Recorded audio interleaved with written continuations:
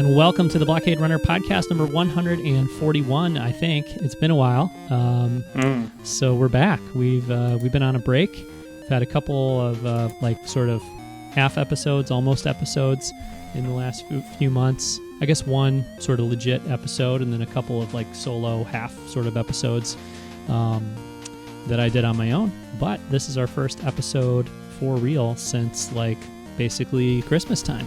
So it has been a while, but it's good to be back. It's good to be back doing the episode. So with me today is Ryan. What's up, Ryan? Hey, hi. It's good to be back. Yeah, it's good to have you. We are going to just sort of catch up today, just sort of talk about all things Star Wars, because obviously stuff has happened in the last couple months, but and we've, been... what would you say, kind of enjoying or ingesting or investing or digesting Star Wars stuff on different levels, I guess, at different times. So you've been on a little bit of a Star Wars break, and I've definitely been a little bit, I don't know, I wouldn't call it on a break, but I've been kind of dialed back on how much kind of Star Wars has been happening. And I think Star Wars has been a little dialed back on how much Star Wars has been happening too, at least until the Clone Wars came back. So it's been a little bit of a quiet time. And but anyway, we're back just to catch up and sort of talk about all things Star Wars recently. Uh-oh, you can't see me in the video? No, I can't. I just see Rick. Ooh. The picture of Rick. Okay. Well, that's not so bad, but... no, it's not horrible, but it's also not ideal. Yeah. Huh. Okay. Well, I'll try to work on that. Now I just turned the video off. Well, it turned you off too. Whoops. Okay. Did that didn't bring me back? No. What is going on? Okay. Well, Ryan, why don't you catch us up back. on... I'm back? Yeah, now you're back on video. All right, cool. Perfect. Sweet. All right, good deal. Yeah, but you want to kind of catch us up on what you've been up to and all that kind of thing? Yeah.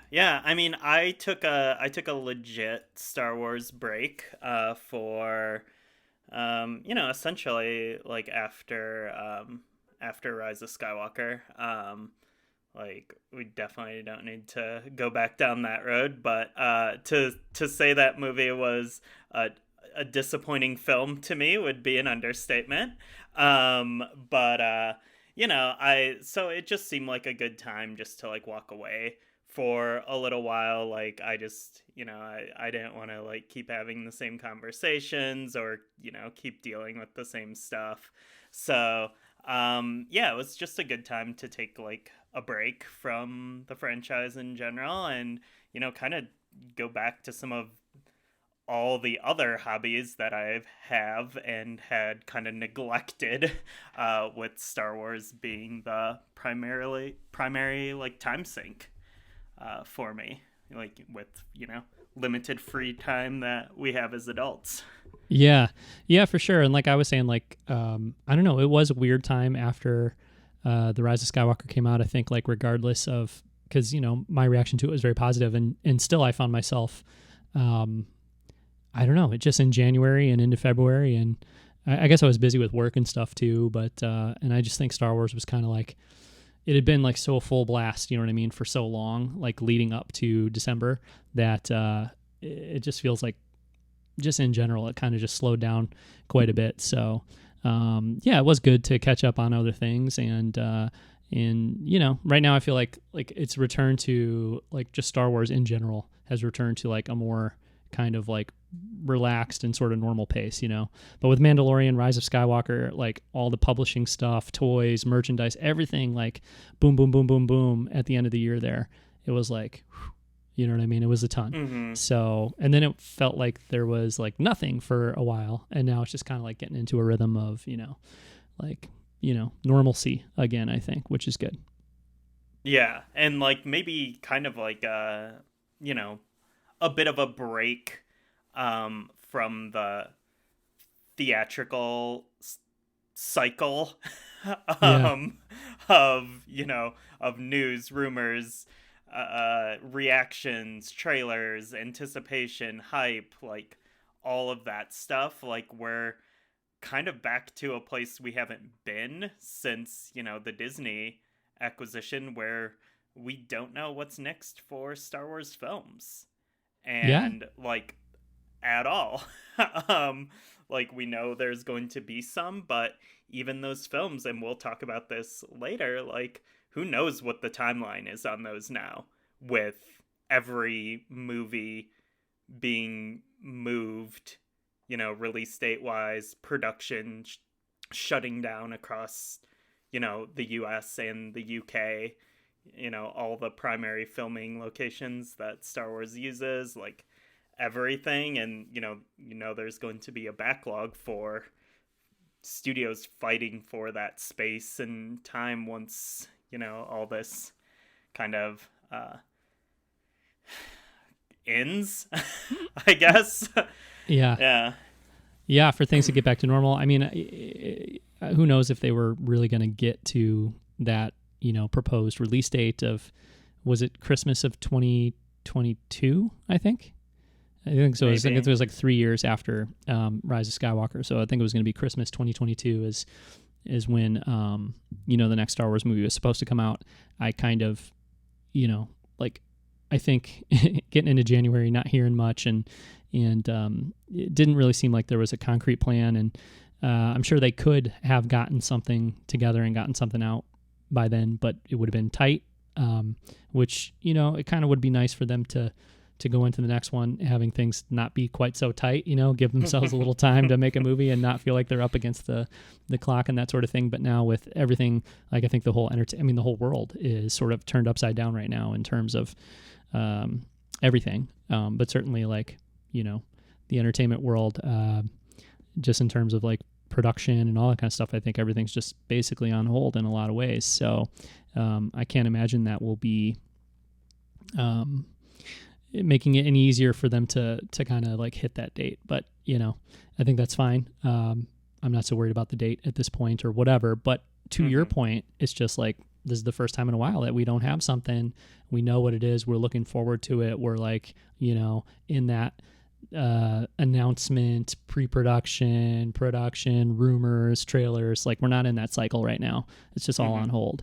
So, and we have it a little bit with some of the TV stuff, I guess, but that's like it's a different beast. I mean, and as much as everybody loved The Mandalorian, like both of us included, and just like in general, it's a cultural phenomenon, to a certain extent. Like, I'm not like sitting here like chomping at the bit waiting for like the season 2 trailer, or there's just a different level, I feel like, of focus and pressure and anticipation and all that kind of stuff for the TV things, which is probably good for us, like just fans in general. It's like a time to relax a little bit.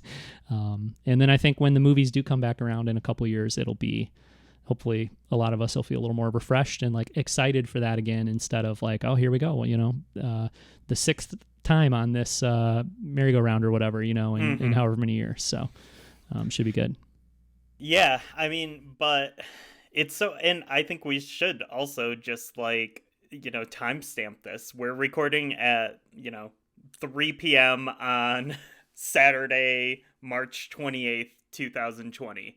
And I think like it's just important to, mark that, because just the way things have been changing in the past, 2-3 weeks, just how like, social, cultural, entertainment landscapes have just changed day to day.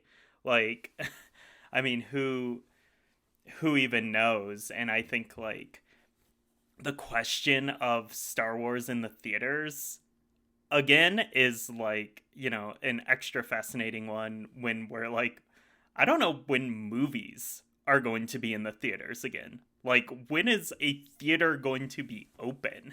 Like, yeah. Right. I mean, it's just so wild.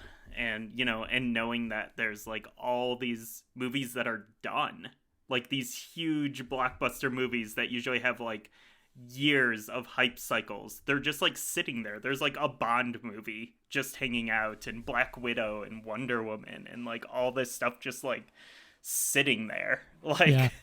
it's just Yeah. it's so crazy. And a Fast and Furious movie. And I saw the trailer for that Fast and Furious movie, and I was like, oh man, I got to go back and watch all these other Fast and Furious movies because I've never seen one. But I saw that trailer and I was like, I got to watch this. I got to see this movie. And now I have a lot of time to do that because I think that movie's not coming out until next year now, is the plan. But I still haven't gone back and watched any of them. I need to do that. Last night, like, Lindsay and I were talking about, like, okay, let's watch all the Fast and the Furious movies because someone had posted it on Twitter, like they're gonna do this. I'm like, yes, I should do this too. Yeah. But yeah. I also got all the Mission Impossible movies for like $15 or something, and I haven't watched any of those either. Which I know that those are probably better than the Fast and Furious movies, but I think there are varying levels of quality on those. But I don't know. Yeah. Well, anyway. I mean, what else is there to do at this point? Like, yeah. I mean, although that being said, like all this time on our hands, you know, we're both lucky to be able to like work from home these days. So I'm actually on spring break right now, but I will be working from home next week. But yeah, a lot of extra time at the moment. And yet I still am like struggling to keep up. Like I just watched the 2 most recent episodes of the Clone Wars right before recording this. But it's like one of those things where you'd figure like, oh, I was on spring break. Like, of course I'll be all caught up on those, but you know, there's still everything else that needs to be done. And I don't know. It still can be tough to keep up with everything. So yeah, but why don't we want to talk about Clone Wars since we're... Yeah. Season 7, it started. We're 6 episodes in? I think 6 episodes. Yeah. We're like halfway through. Yeah, season. Pretty much exactly. Yeah, I think so. I think there's 12 episodes. So, yeah, and that show has not been discussed, or this season has not been discussed, you know, on this podcast at all. Like we haven't covered it even a little bit, really. So yeah, it's back. And there were there was the 4 episode Bad Batch arc, and now there's been 2 episodes of this Ahsoka story that's going on. And yeah, I started watching the first week, but it is one of those things where I was like, I'm looking forward to this. But it's not really like necessarily a huge priority for me. Mandalorian, I was getting up at the crack of dawn every Friday. Like I had to watch it immediately. And again, like I keep using this word relaxed today, but I'm just a lot more relaxed about Clone Wars. I'm enjoying it. I'm enjoying it more now that we're in the Ahsoka story arc. But it's not like something that's like dominating, you know, my, you know, mind the way the Mandalorian was. So I guess we could touch on the Bad Batch arc, you know. What was your take on that, Ryan?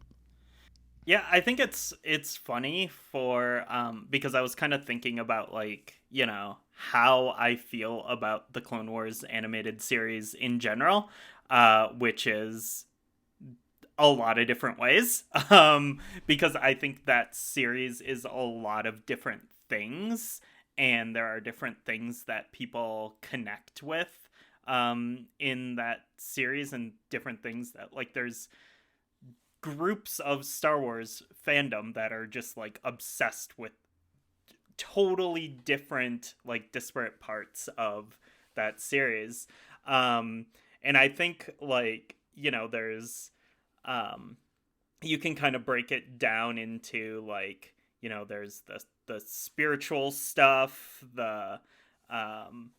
there's the, you know, character drama stuff with, you know, like the main characters, the ones from the movies, and then I think there's like another part which is like the Clone Wars, the war and the clones part of it.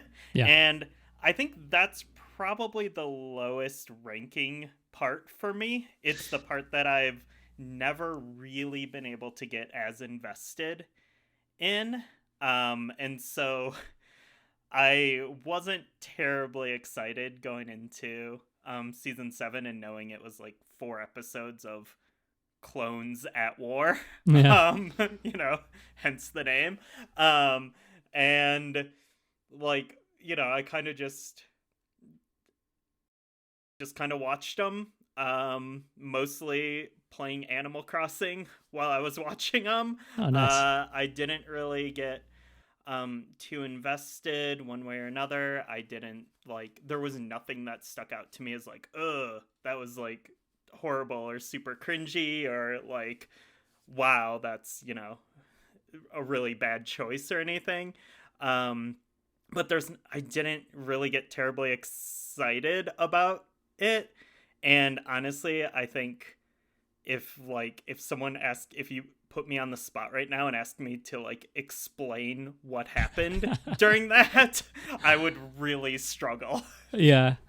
Yeah, I think I'm definitely with you pretty much across the board. Like I enjoyed them, but I knew going into it like, hey, this is not really the kind of Clone Wars story that is super exciting to me. I think that's part of the reason I've been a little more kind of like chill about getting into Clone Wars season 7 is because I knew it's kicking off with this Bad Batch arc. But it has been fun. I mean, it's been fun to like have a new Star Wars, story every week. And the only thing that I didn't really like very much about the Bad Batch was the character of Wrecker. I thought he was a little bit like, it's all, exaggerated. It's all kind of silly or whatever. But like it was, I don't know, man, like the voice and just like, I love violence, that whole kind of mentality or whatever. Like we get to break stuff, like it was a little much for me. So the record thing, but even that was still fun because my older son Owen, like we'd watch it and he'd just like start cracking up at Wrecker, like not because he thought he was funny, but just because he thought it was bad. You know what I mean? So like in the same way, we'll be watching like the prequels and he'll start like just like dying like at certain lines Anakin delivers to Padme, like romantic lines or whatever. Like he's just like, oh my god, it's so bad. He's at that point like with Wrecker too. So but I mean, again, like it's a cartoon, it's a kid show, and we can still have fun even with the parts of it that I feel like are not that great. Like the Wrecker thing, I think they just took it too far. It's not awesome, but and we're still having fun with it. So and I do, just watching the whole Bad Batch arc, I was getting that like, this is fun to like look forward to a new episode of a Star Wars thing every week, so yeah, it was good. But I think it'll probably be like the least invested I am in the Clone Wars as this, like looking back at this season, like those 4 episodes will probably be the least invested I was. So, yeah. But there were little moments in all those episodes too. Like there was that great moment with Anakin and Obi-Wan when Anakin was like talking to Padme, and Obi-Wan did the whole I know who you're talking to. Like that was great. Yeah, tell Padme I say hi. Yeah. Like yeah. That was great. Yeah. Yeah. But now we're into this Ahsoka arc. I don't know if there's a name for it or what it would be called, but I watched both episodes just earlier today, and I enjoyed them more than I expected I would. For some reason, I kind of thought that those 2 new characters that she was hanging out with, I wasn't sure I was going to love those characters, and I do like them quite a bit. I thought that they worked pretty well, and I like the dynamic between those 2 sisters, and with Ahsoka sort of being the outsider there, and like I think it's really cool so far, and I'm pretty into it. How about you? Yeah. I think like my first reaction was to the sisters was a little bit mixed because it felt like it felt so close to like the Tico sisters. Oh. That, which I think is like, people have been kind of like, chomping at the bit for like more Tico sisters, Rose and Paige Tico, like stories. And then to get like 2 kind of similar-ish characters, like one's a really good mechanic, one is like the go-getter, the bigger sister who like makes a lot of the choices and like the younger sister looks up to, and like just the kind of similarities there. It felt kind of weird at first, but then like I think by the end of the by the end of the second episode, there were so many great character moments that like I feel like they kind of defined themselves as, something like different, and like these are real legitimate characters here. They're not just like an inspired by set Yeah. of characters. Yeah, and there's the whole like thing with the older sister, like is she trustworthy? Is she kind of taking advantage of the little sister? That kind of thing where that makes it a little more interesting, I guess, as well too. So, yeah. And with them not knowing anything really about like the politics of Coruscant and the Jedi and the Republic and all that, then Ahsoka being pretty unfamiliar with level 1313, which is where they are, which was cool. Which they call it by name, which surprised me. Yeah, for sure.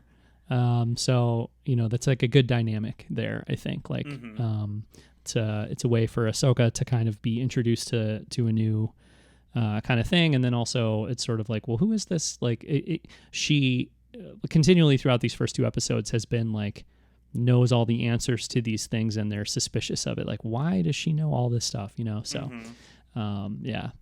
But no, it's been really cool. And also I thought it was awesome in the second episode, like going to Kessel, and seeing the Pikes and all that stuff. I thought that was pretty cool for sure. Yeah. I definitely didn't mind that. Yeah, I thought it was cool how it, like, the way that episode ended on a cliffhanger that was pretty interesting. I found myself like really invested. Like, I really want to see next week's episode, which is not something I had felt through every episode up to this point, including episode 5. Yeah. Where I was still kind of like, okay. But yeah, I feel like, I think one of the reoccurring themes around Star Wars is like, you can't hide who you are forever. And, people always find out the truth. And I feel like we're coming up on that moment for Ahsoka. Yeah, it was funny because when she had to use the Force to save her, it was like, oh my God, this is just like, or not just like, but it reminded me of that moment in Jedi Fallen Order in the beginning of the game. And then I had to say to myself, like, okay, now wait a minute. Is it like really dangerous for her to reveal that she has the Force? Which it wouldn't be at this time, because it's not like Force users and the Jedi and stuff are the enemy of the Republic yet or anything like that. But it is one of those things where I was like, okay, I've seen this moment before, but depending on which time period you're in, it means something different. Like, it's really not that dangerous. It would just be like, if they realize she used the Force in that moment, it's like, well, who are you? And, how do you know how to do that? But not, we got to turn you into the Empire right now, because there is no Empire. So, but also, like, they are distrustful of the Jedi, right? Which is another like theme that's like woven in through the Clone Wars animated series. I think it's one of the like coolest, most interesting like plot threads throughout this series, is that like there are these people who are like, I don't know if like all this like Jedi stuff you're doing is really good. Is it really like helping people? Because like we're still like super poor, and like everything is terrible everywhere around us. So I don't know really who you're helping, because it's not us. Yeah.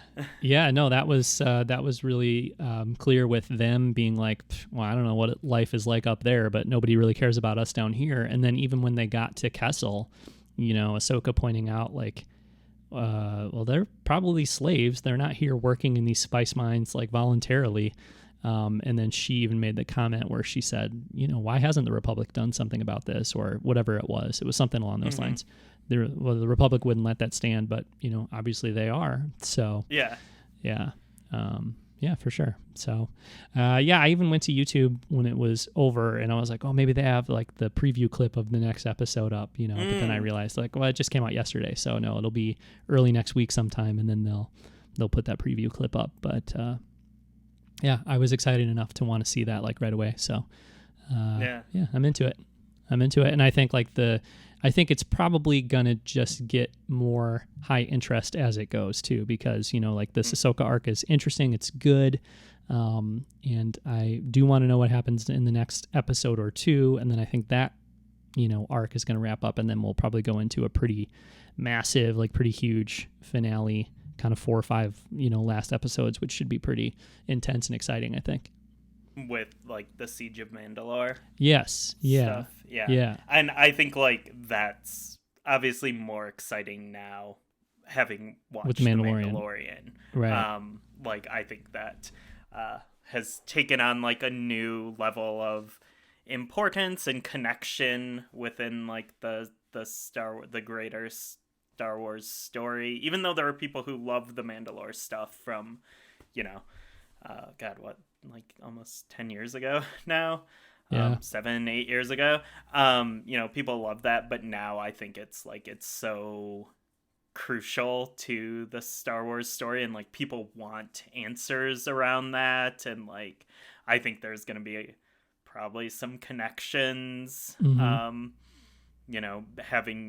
this in like hindsight with the Mandalorian already out there and everything. It should be pretty interesting. It will be weird if it feels like isolated from all of that and like not really connecting. I think that would feel a little weird, so I'm kind of expecting, but I also don't want to get my hopes up too much, I guess. Yeah, it could just be little things, I guess, because like timeline wise it's so far removed, but I would think it would kind of shed some light on some of the lingering questions people have about like Mandalorian culture as it's presented in the show, The Mandalorian, and the kind of conflict between that and the way it's presented in previous stuff, Rebels and Clone Wars and things like that. Like at least little things I would think would kind of create some kind of bridge between Mandalorians as we've seen them before The Mandalorian and then the way they are in that show. So that should be cool. And then I'm also like pretty excited about it. I think crossing over into like Revenge of the Sith, the film itself. I want to say my memory's a little hazy on this now, but I think there was like a moment in the trailer that was like, well, that's Revenge of the Sith. You know what I mean? Like that's from the movie Revenge of the Sith, but from a different angle or a different perspective or whatever. So I think it's if it's not going to like cross into Revenge of the Sith, I think it's going to the seasonal butt up right to the edge of it. Which just that alone is kind of, I think, could be pretty compelling. So totally. Yeah, I'm definitely excited for the rest of season 7 of the Clone Wars, and then maybe they'll announce the next animated thing after that. I don't know. We'll see. But that would be cool for sure. I'm sure they have something they're working on, and they're planning on following up Clone Wars with some more animated content too. So it was, speaking of, Ryan, did you end up finishing Resistance or no? I still have the final 2-parter to watch. Oh man. I've watched everything up to that, and then that was where like I started my like your break hiatus, my break, and I debated it because I went to Clone Wars before I finished Resistance, and I was like, I don't know if this is the right decision, but I'm gonna do it. Yeah, I can. It's what would that be, like 40 minutes or something? I can kind of probably finish so. that Yeah. up whenever. I just haven't like been super compelled, but I hear it's good though. I loved it. I really, really loved it. Yeah. I think I watched it 3 times, and it, to me, I feel like it's it can work really well as like a little mini movie, just like very self-contained kind of thing. And obviously you've watched the rest of the show, so it'll be, kind of wrapping up all that stuff for you. But even without, I think it's just like a really fun, also very emotional, just like really, really well told little Star Wars story. And I was blown away by it, as somebody who's watched the show all along, and I liked it, and I always liked it, but it was always, hey, this is really good. And sometimes it's better than other times. And it's always, it's pretty, I mean, it's still Resistance. Kaz still trips over like 20 things in that episode probably. And it's got a lighter, it's not, I don't want to make it seem like it's all of a sudden it became like the darkest Clone Wars episode ever or something. It's Yeah. you know, it is what it is. But I was like, really, I thought it was remarkable how well they just wrapped everything up, and how good it felt to just sit down and watch those 2 episodes as like a 45-minute long little mini Star Wars movie. I thought it was great. So I think you'll like it. Cool. Yeah, I mean, I finished the Rise of Skywalker novelization this morning. I'm almost all caught up on the comics. So I just like, I'm actually like almost back to where, you know, pre Star Wars break. Like I've almost caught back up to everything. Cool. Maybe you could fill me in a little bit on the comics then, because I have not really been reading any comics at all. I know that the Star Wars series, the mainline series, started over. We also had the Rise of Kylo Ren miniseries, which is done now, right? And then there's the Afra. Did Afra start up again now, or? It is this Wednesday, apparently. Okay. Yeah, it's kind of scheduled for this Wednesday, but comic shops are closed and Diamond is not distributing comics, but and I know there's like discussions going on around whether comics will release digitally before releasing in stores. So we'll see. Okay. If it comes out, I have it on my pull list at the shop. But if it comes out this Wednesday, I'll buy it digitally. Buy digital, for sure. Yeah. Gotcha. But as far as like new Star Wars comics, otherwise it is the Star Wars main line and then the Rise of Kylo Ren, right? That's like what's been new in our kind of time away. Darth Vader. Oh, there's always a Vader. With a pretty controversial storyline again. Oh, really? Darth Vader comics, always bringing the controversy. There's a just the way the first issue ended. It's absurd, and it actually like it works okay, but it's okay. You got to do something when you're on like the 80th Darth Vader book. Like who's writing this one? Greg Pak. Okay, and it would be set like everything Star Wars now is kind of set between Empire and Jedi. Is that right? Yeah. Is Afra too? Will Afra be between Empire and Jedi? Yes. Okay. I think so. I think that's what it seemed like. They were resetting everything, and it was kind of all in one era. But yeah, I know the Star Wars main line is between Empire and Jedi, right? Yeah. So, okay. There's also a Bounty Hunters book. Oh, that's right. Okay. That one not on my pull list. That one doesn't excite me. Okay, much. So Star Wars. It might be good. Star Wars main line. You're into it, or so, or what? I haven't read issues. I haven't read the issues yet. I have them here. Okay. Like I have them. I have a few issues of Star Wars Adventures as well. Gotcha. I haven't read those. Rise of Kylo Ren, though. Did you read that? Not all the way. Oh, okay. I read like the first 2 issues, maybe. Gotcha. Did you read all that? No. I didn't read any of it. Oh. Okay. And it was a weird thing because I really have not been buying digital comics at all. And then that, I went to the comic book store the week that came out, and it was like all sold out. And then that pretty much like from there, I just, it was one of those things where I was like, okay, well, this one's hard to get because everybody wants it. And, yeah, I haven't really been back to the comic book store. But when I was there after it came out, it was like, yeah, that one I couldn't find because it sold out right away. So I don't know. Maybe I'll get that in a trade when that comes out in a trade, or I'm not sure. But I think it turned out well, right? People seem to ultimately like it. I know you and I aren't like huge fans of the art in the book, but people ended up liking the story, and that includes people who did not like Rise of Skywalker, and people who did like Rise of Skywalker. So I think that's a pretty good sign that, like, this story, regardless of how you feel about the film, like, this story still kind of works on its own. Yeah. So, cool. yeah, I'm looking forward to getting to that at some point. But I did finish Afra Volume 1. That was the first thing I caught up on. So, like, the last, of the previous Afra run before this, before they stopped everything and started again. And that was fantastic. I think, like, the last two arcs in that book, like, really, really brought things together in a lot of, like, smart and interesting ways. And I think, like, what's really cool about the Afra book and the way that it ends is it's like a Star Wars sort of redemption story that doesn't end in a death.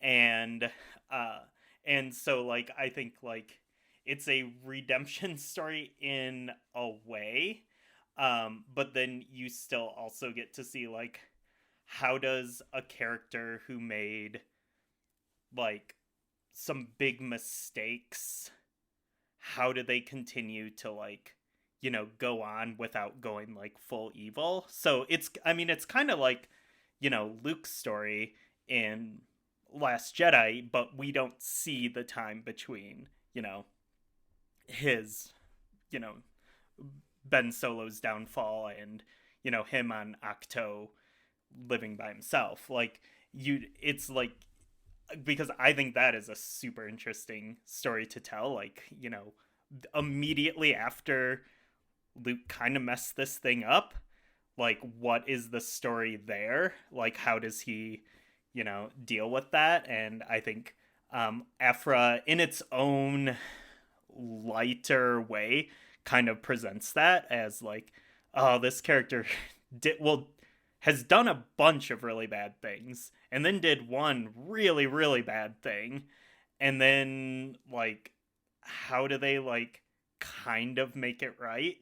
And I think that puts the next book in, like, a really interesting place to when it launches, because it is kind of like that, a sort of Star Wars character arc and story that's familiar, but, like, actually getting a different side of it. Cool.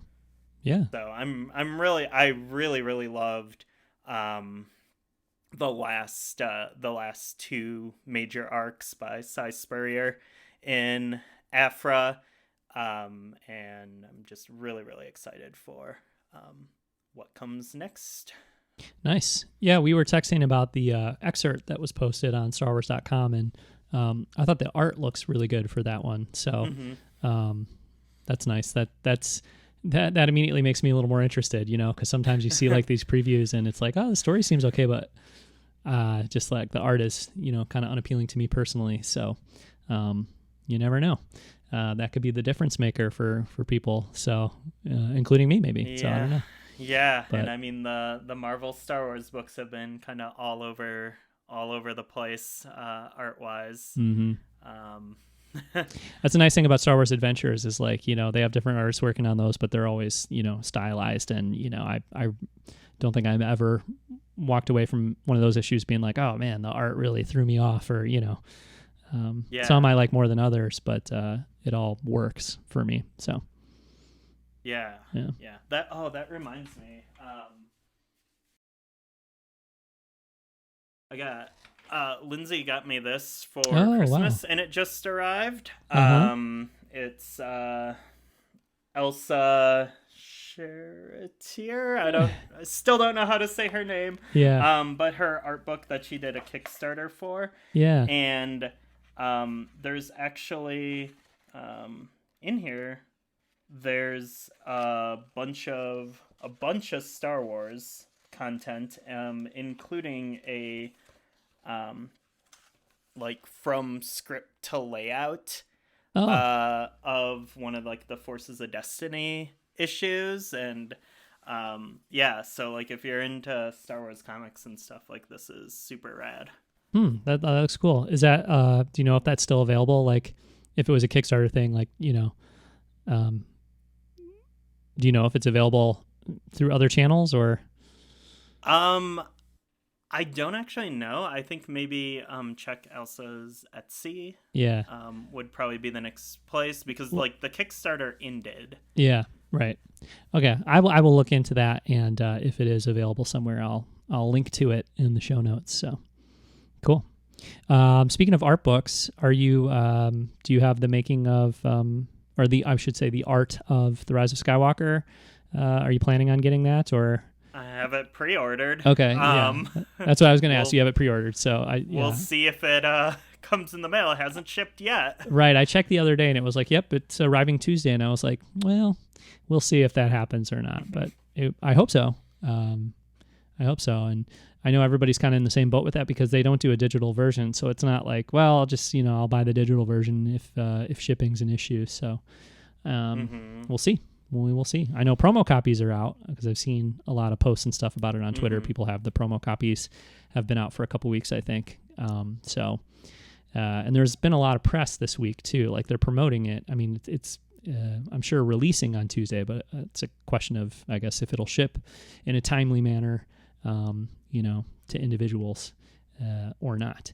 But there's been like Phil Shostak has been featured in a bunch of different websites and magazines and stuff in the last week or two, and I think it was like a thing where certain sites got preview images of a few different different sections of the book, so there's a lot of different articles where it was like, oh, this one's about this part of the movie, and this one is about that part of the movie, and I didn't end up following any of them because I was like, well, I'm getting this book as soon as I can, and I just want to see that stuff when I read the book, so I'll just kind of wait for that. But yeah, I'm very, very excited to get that whenever, hopefully next week, but we'll see. Yeah. I mean, it's fascinating because like Tuesday is supposedly the release of that art book. It's supposedly the release of the Blu-ray for Rise of Skywalker, and supposedly the release date for the massive 4K box set as well. And that just seems like so weird and kind of far-fetched, just in like the state of things. It'd be interesting. Well, that big box set is a Best Buy exclusive, and I know that Best Buy is open. Like they'll bring stuff to your car. You can't go into Best Buy, but they will bring stuff out to your car. So we'll see. I don't know. I don't have that pre-order. That was too much for me. I couldn't afford that.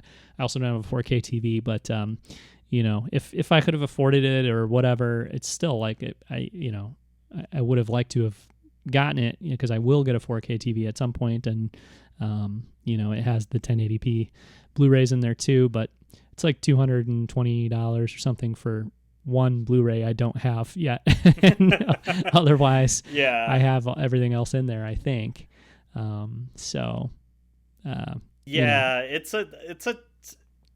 It feels expensive.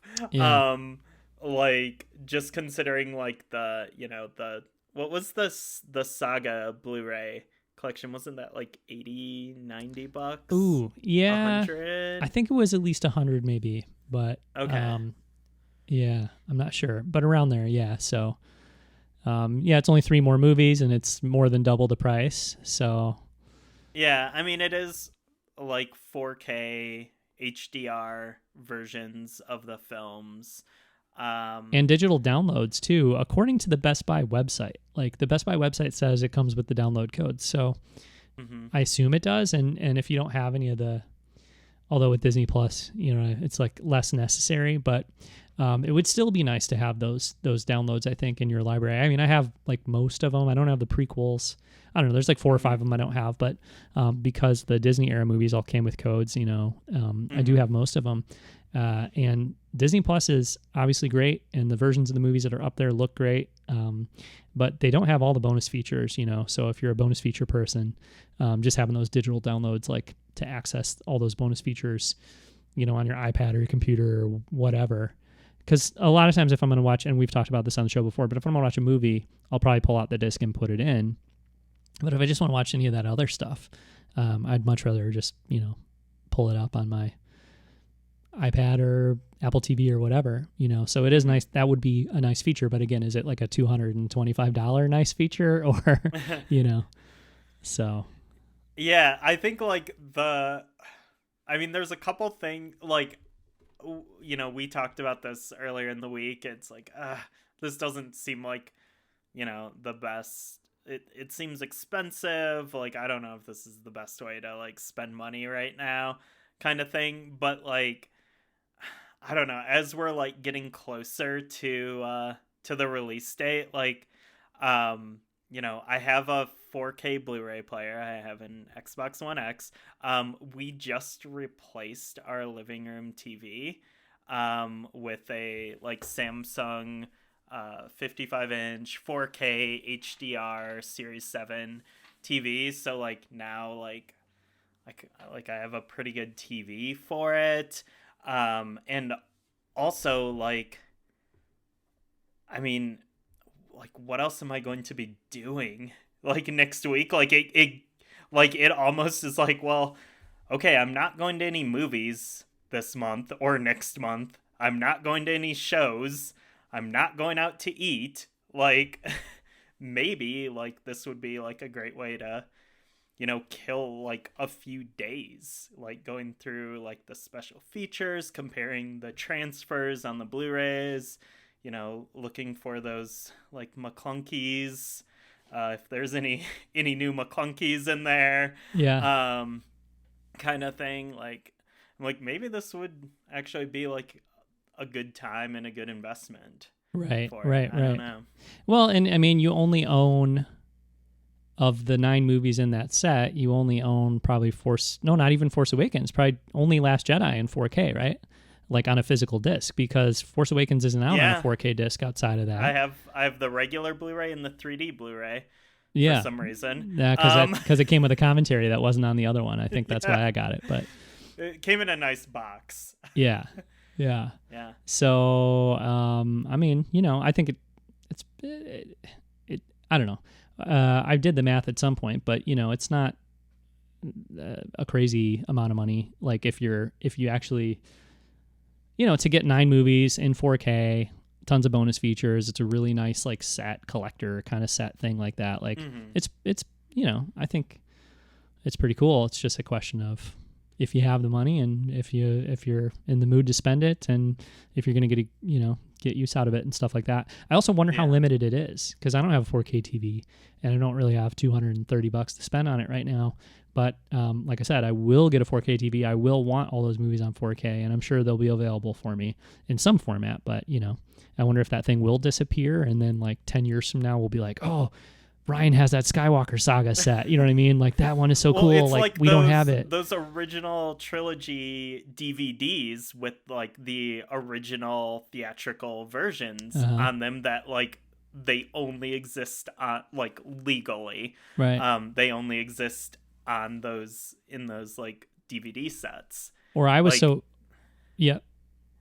I was always so jealous of Chris, our friend Chris, because he had the I forget, I think it was called the THX. They had a name for it, but it was this really cool Laserdisc box set that came with like a book that was exclusive to that. And they were in like widescreen, and they had Dolby Digital sound, and they were just like really cool. But it was like half about the fact that they were the best like versions of the movies that were out at the time, and then half about the fact that it was like this, I don't want to say holy grail, because it wasn't that like hard to get or anything, but it was around for a little bit and then it was gone. And then the people who had it, it was like, damn, that's cool that you have that. Like, I wish I had that, but it only went up on the collector's, market and stuff like that. And there is something, like, we can't deny it. There's something about being a Star Wars fan where just purchasing these movies over and over again in a different box is like, it's an addictive behavior that we know is unnecessary, and yet like it's exciting. So it is what it is. But I mean, like you always want to be there for like the tiny tweaks that exist between versions. So you have like this timeline in your head of like, oh, I can remember the first time I saw like the special edition VHS, and like, the THX one and Yeah. the DVDs, the Blu-rays. No, that's a great point. It's like, this is what it was like to watch Star Wars at home in 1985 versus what it was like to watch it at home in 1996 versus what it was like to watch it at home, in the DVD era or whatever. So it is kind of cool to have those like sort of different landmark releases or whatever. So yeah, but yeah, and I think like the other thing right now is like, because part of me, like, I mean, I have moved almost entirely to like digital for a lot of the entertainment I consume, and like, so part of me was like, well, I have these movies easy access, Disney Plus, like it's like I can turn on my TV and be watching one of these movies in 10 seconds. But now we're at this point because of the way, things are in the world right now, where like streaming speeds and download speeds are being like throttled because everyone is on the internet right now and everyone has to be. And so like, there was just a thing about like YouTube has like lowered its resolutions on video and stuff, and it's like, yeah, I mean, Netflix, Hulu, Amazon Prime, Disney Plus, they're all probably going to follow suit soon. And then it's like, well, if you won't be able to watch the movies in 4K. Like, because it will probably cap out at like, 1080p resolution.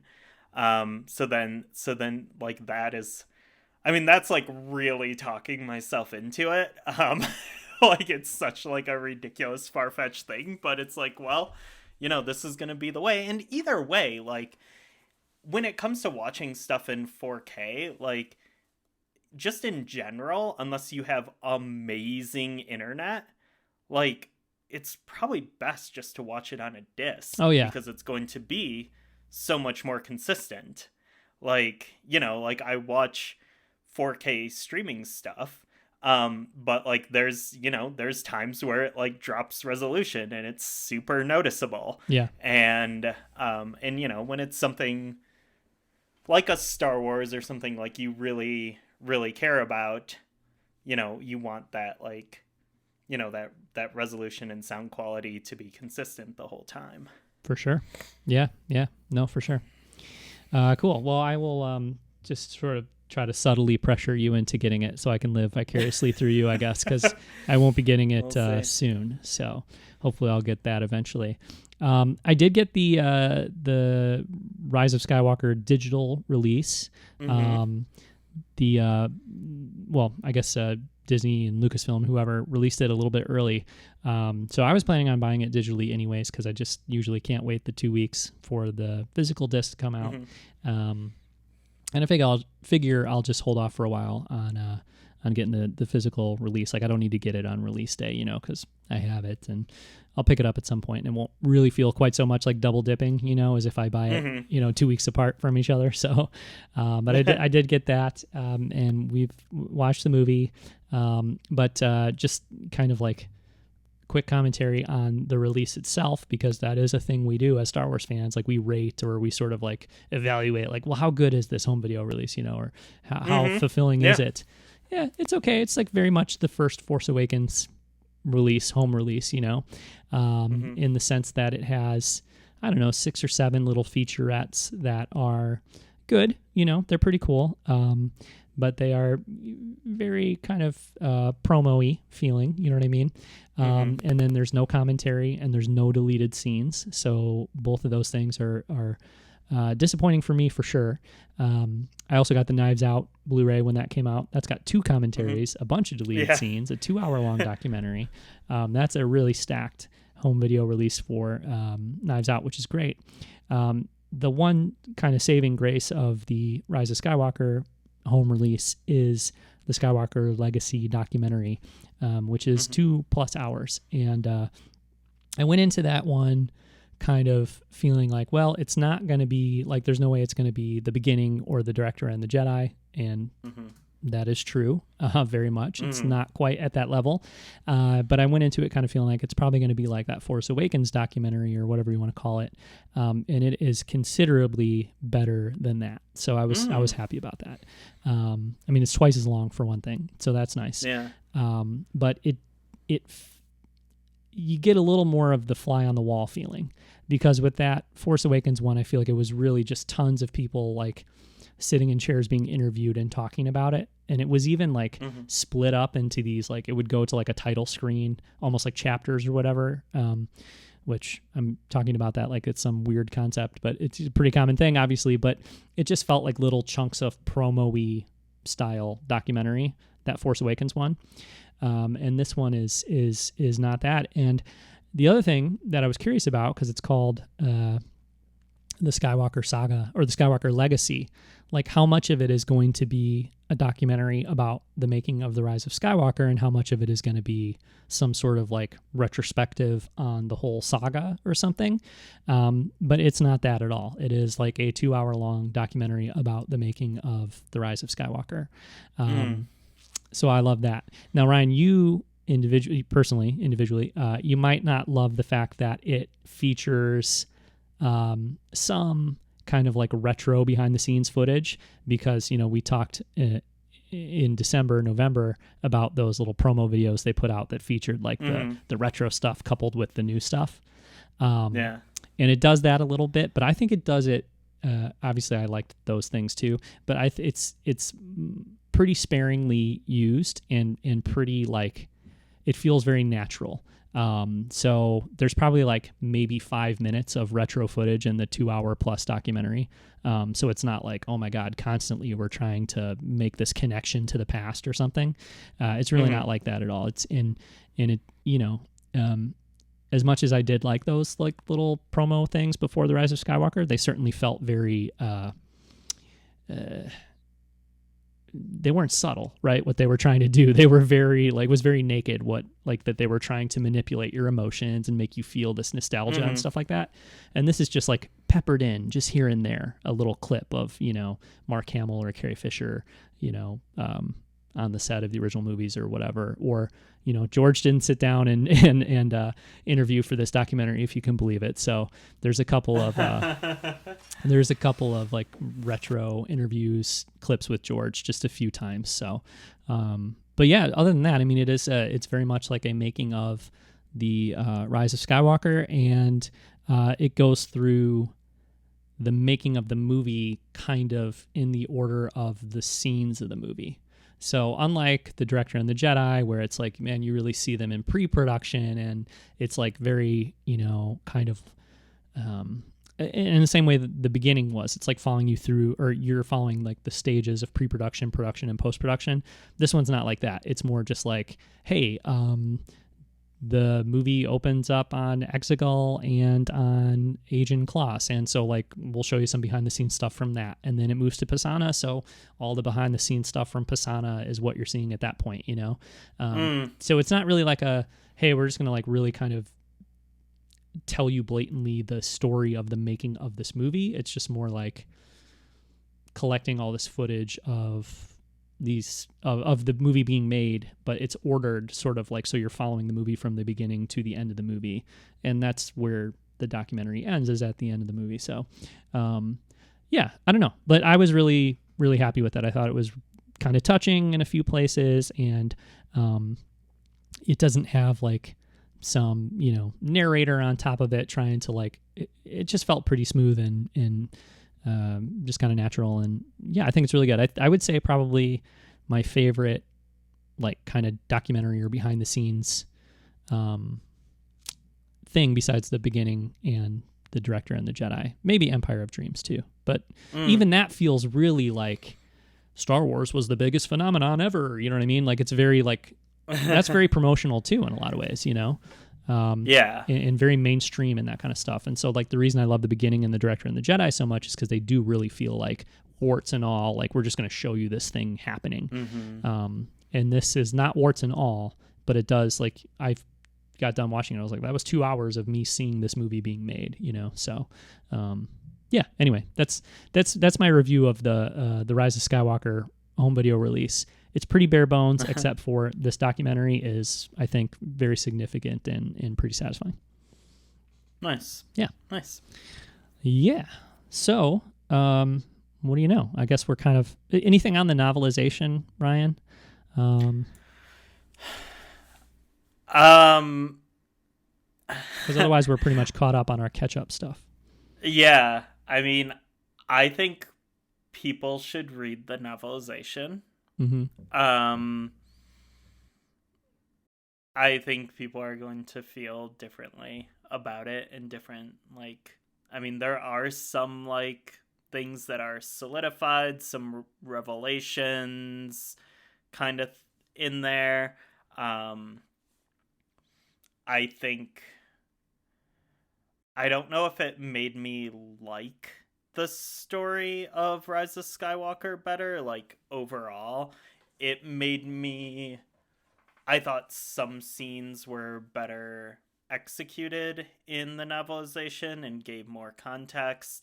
I feel like some scenes didn't work as well in the novelization as they did on screen. But I don't know. I think that there's like enough kind of new in there, and like even just like slightly different like pacing and some of like the inner monologues and stuff that happens in there, you know, enriches the story to a degree. But I don't think it like really changed how I felt overall about the story. Yeah, I don't feel like it's essential. And I don't feel that way about either of the previous novelizations either, like definitely not the Force Awakens one. And I like the Last Jedi novelization, but I like that opening chapter. That was really cool and kind of a neat addition to the story. But yeah, I never really walk away from the novelizations feeling like they're super essential. What I would say that I really liked about this one is that I think it's very economical and very sparse. Well, sparse isn't the right word, but it's economical. Because I'm excited when these novelizations come out, but then I'm also like, I mean, I've seen this movie 8 times, like, you know what I mean? So if it's going to take me 20 hours to read this book and I feel like it's just like laboriously kind of detailing this story that I'm already super familiar with, like, I don't want to say it's not a chore, but I'm not necessarily like, I can't wait to pick it up and you know, read this story that I already know super well. And because this is like pretty brief in the way, like for instance, you know, the final battle is like 25 minutes probably in the movie or something. And so I was getting towards the end of the book and I was like, how much do I really want to read about X-Wings flying around shooting at stuff for like 30, 40 pages or whatever? And I was like really surprised at how quickly it just moved through that stuff. And it never felt like it was dragging, and it didn't feel like it was a chore to like get through that. I just feel like Ray Carson wrote it in a way that it just boiled it down to the essentials. It did add some things here and there, but it wasn't like, I feel like she, you know, like her kind of mission as the author was to like tell that story clearly, efficiently, and not overstay the welcome. And it did that really well. So, like, I like the movie. I like the story. I like the book, but I really like the book for, you know, not, for just being economical and being a quick and pretty clear and concise read. So it's a 2-hour and 25-minute movie, and the book is only like 245 pages long. So I was expecting 400 pages, and like I'm really happy it was 245 and not 400 pages. So I think that's where I land on the novelization. So yeah, and I think there are things to like, you know, things to take from the novelization, some like a few, I don't know, facts, or whatever, things that aren't like necessarily explained in the movie, some, you know, questions that we may have had, but like, yeah, I mean, I think you can choose to just like look those things up on the internet, because they can be summed up in like a single like Reddit post or something. But I think if you like, I kind of stayed away from the spoilers for the most part of like, I mean, and there's only like maybe 2 or 3 things that are like really clarified in here. And I kind of stayed away from them, and so when they did come up in the book, it felt kind of special, and like, oh, discovering this like other angle to this, or like, oh, so that's what that was in the movie kind of thing. Mm-hmm. And so like, I mean, and like a couple of them are like pretty big. Um Yeah. but but like there's still like, if you were looking for like really big answers that maybe, the film didn't give, like, like those like bigger questions, like what happens to all the stormtroopers, kind of thing, like that people were asking after the film, or like, so what's Rey going to do now, like, what does the resistance become, like, is there a new republic, like those kind of questions, like, don't expect that stuff to really be answered. There's like nothing, there's no epilogue to No. it, like it ends the exact same way as the film, but sprinkled in there's like a few things Yeah. that people can, that will be probably debated. There's some choices, as there were with the film. So Yeah. yeah. Yeah. Although, like, I would say, like, from the perspective of somebody who really likes the movie, and you know how my, like, sort of my attitude is towards, like, the movies being the primary sort of texts and blah, blah, blah. We've talked about it a million times. But I really appreciate the fact that, like, even though, as you say, there are some choices, there are some things that are added or whatever, like, it doesn't feel like this book is it adds things without feeling like, oh, well, I'm gonna make the story 60% bigger or 30% bigger or whatever. Like, I feel like it has a loyalty to the movie. Like, I'm gonna tell the story that is there, and I know some people would say, hey, I don't want to really read a novelization of a movie unless it's going to really, like, bring me a lot of new content and expand things out a lot and stuff like that. But I think I kind of a lot of times look at that kind of thing and feel like, well, I don't really want it to feel like a alternate take on the movie or something, or some different version of it. So I think it has a good balance as far as that stuff goes. And I also think, too, as we've been talking about it, I remembered that one thing that I really, really liked about it all throughout is the way the Leia stuff. I just thought, like, whenever it was, covering Leia's relationship with Rey or Leia's relationship with Ben and stuff like that, like, I thought that was really cool. Or even, like, I was getting to the point where, Ben was gonna die or died, and I was thinking, like, are they going to explain, is the book going to try to explain, like, why Leia kind of, her body disappears at that moment or whatever? And it was like, well, it didn't, and I was like, I like that. Like, I like the fact that it's not going to say, well, you watch a thing in the movie and it's relatively ambiguous or whatever, but now we're going to like, detail out, like, in a specific way what happened. I think that's got to be the challenge with something like this, like writing a book like that, is you need to kind of walk that line of how do you enrich and add to, but then also stay true to the intention of like the source material or whatever. So, I think having that extra time, to come out, like, pretty significantly away from the theatrical release date. I mean, like, we've gone from Star Wars novelizations coming out 2 weeks before the movie, yeah, to like now coming out 3 months after the movie.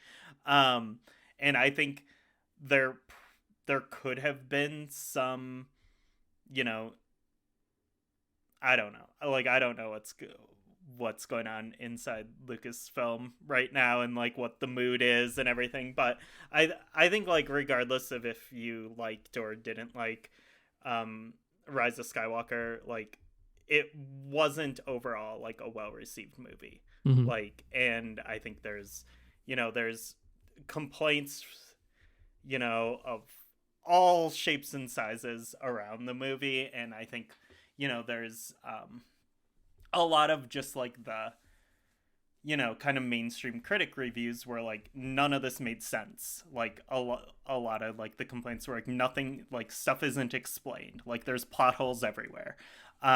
Which, I think like Star Wars fans were a little more forgiving of ambiguity in some places.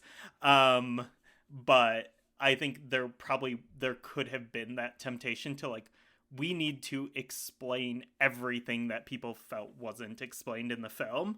And I think for like two areas, they kind of did that. And I think it like, it worked. And for like 2 plot points, I was like, oh, okay, well, that's good to know. Mm-hmm. And like, now that's like one less debate we have to have about this story, is like, okay, this is what that meant. And I think it was cool that they, hit that Ray Carlson hit that in like 2 big places, and then, but there wasn't just an attempt at like every corner to be like, and this is because of this, and like, yeah, like that's what I mean. Like, I think that's one way in which the book is economical, but still is able to, like, it does enrich the story, but it does it in a way like it's just efficient. You know what I mean? I appreciate that in the way that book was written. I really like the fact that it does have ambition to add certain elements or to clarify things, but I think it does it it's not wasting your time, and it's not like self-indulgent or anything like that. So I really appreciated that. And I think too, like, I, haven't seen the movie a bunch of times and whatever, reading the book, like it really felt like this author knows this movie really well. Like I felt like as I was reading it, I was like, oh yeah, you're watching the movie as you're writing this book. Because sometimes, I think a lot of times, most of the time even, especially when the books obviously were releasing like before the movie was even out, they're really developing the book off of the screenplay alone. You know what I mean? And then sometimes, like, I guess maybe a lot of times we would read the novelization right when the movie came out, and you don't know the movie that well. But having watched the movie a bunch, I think it would have felt weird to read a novelization that was like based primarily on a version of the screenplay from 4 months before the movie even came out or something, and like the person, and I maybe I'm totally wrong on this, and maybe she had very little access to the movie as she was writing it, but I have a feeling from reading the book, like she was pretty familiar with the movie itself, because everything really, it just, I don't know, it just, the book really reads like, as I'm reading these scenes in the book, they just feel like exactly what I watched on screen.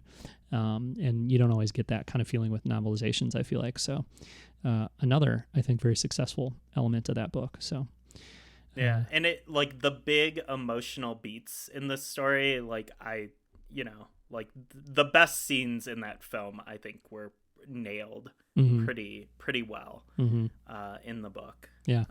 Like thinking about like the Ben and Han scene, which is like, it's exactly the way it is in the film, and then the Ben and Ray scene, at the end, I think just really flowed and felt like very as powerful as they did in the film, which was cool.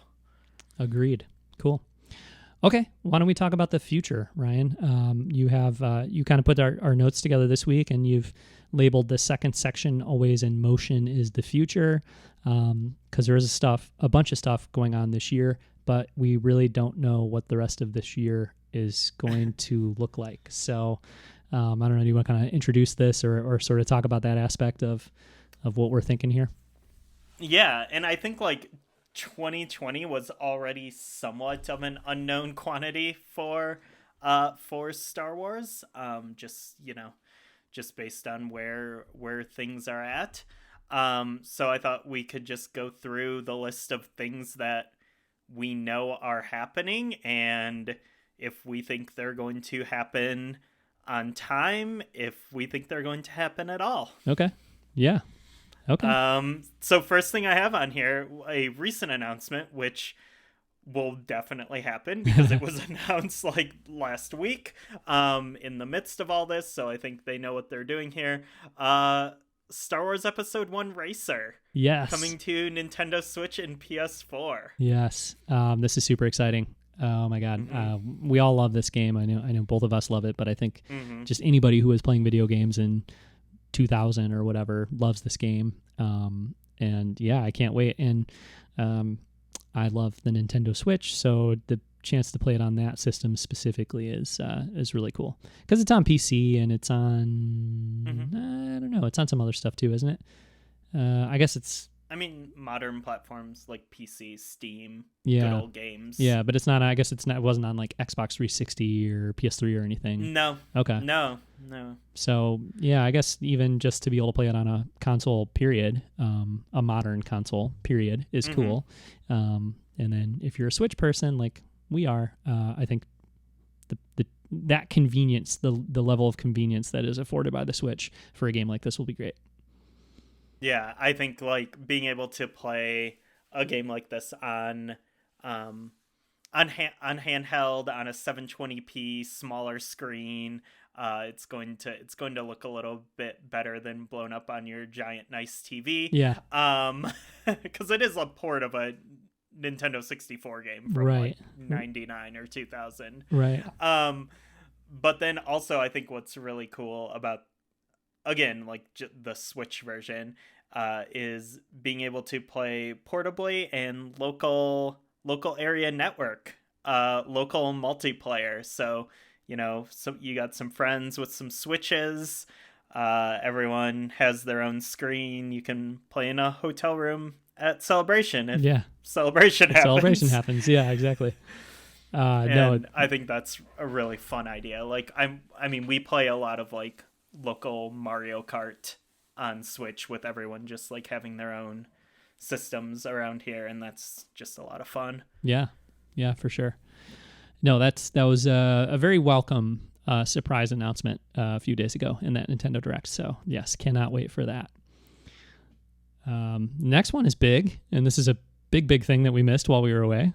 Yeah. The High Republic. Yeah. Project Luminous. Not what we were expecting. No, and I think the last time we talked about it, maybe I was like, I'm getting kind of annoyed with Project Luminous. Like, they're making it seem like it's a really big deal. But it turns out it is a pretty big deal. So I think it was justified to hype it up to the level they did. But we're talking like adult novels, young adult novels, middle grade novels, Marvel comics, IDW comics. I think that about covers it, right? But like, lots of different stories in various mediums, all connected, all set in this. Is it 400 years or 200? I think it's 200 years before the 200 years. 200 years before the Phantom Menace. But featuring the Jedi at their prime, I guess, or the height of their the height of the institution, I guess you'd say. Or the beginning of the downfall. Yeah, I guess that could be. Because Phantom Menace, it was pretty fertile ground of a bunch of systems that were not working for Palpatine to kind of move in and start manipulating things. Yeah. So. Yeah. It is, and 200 years. Like, on the one hand, like, wow, that's a long time. On the other hand, it feels like it's really not that far before the Phantom Menace. So maybe it will kind of work its way towards exposing some of the flaws in the bureaucracy or the institution of the Jedi Order. Yeah, and because I think like initially I was like 200 years, that's such a weird choice, but then when I kind of think about it just on a personal level, like I like the original EU Old Republic stuff in Tales of the Jedi and Knights of the Old Republic and all that. I like that stuff, but it always felt like it either felt, because it was 4,000 years before, at the time it was before Battle of Yavin. And so it always felt like, okay, this is just too far removed, or when they'd have things that were like very similar to like original trilogy stuff, you're like, okay, how does that even work? Because this is 4,000 years before, and like trying to like contextualize that, thinking of like human history and everything. It's just, it always felt kind of weird. So I think like actually I'm really cool with the 200-year thing. I think that gives them, you know, a place to like ground it so that it doesn't just feel like so weird, but also to um like be far enough away that they have freedom to move. And I mean, like they basically can't use any crutches of the original trilogy here. Like it, I mean, like maybe Yoda, Mm-hmm.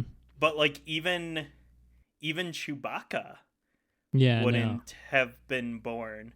So like that, like that's something that Star Wars in the Disney era has not really had.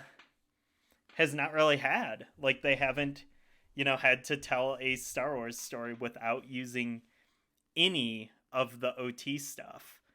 Um, and so I think this is going to be like an interesting challenge for the creators. But also it's going to be like for readers, like it's going to be something really, really fresh and new. Yeah.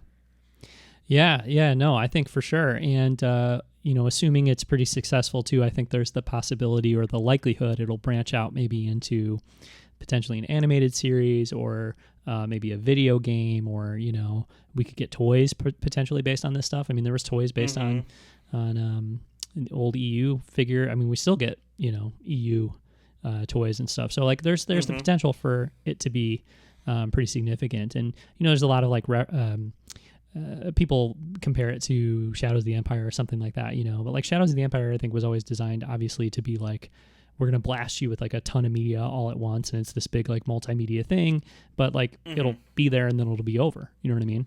But I like the idea that this could be something like some of the story, like the New Jedi Order or whatever from the EU, where it could be like, it could really last years and years, it could go on for a long time. And that'll be cool, and it can do it without like, without the crutch, as you said, like without relying on the original trilogy. Well, not even original trilogy, just without relying on like the Skywalker saga stuff.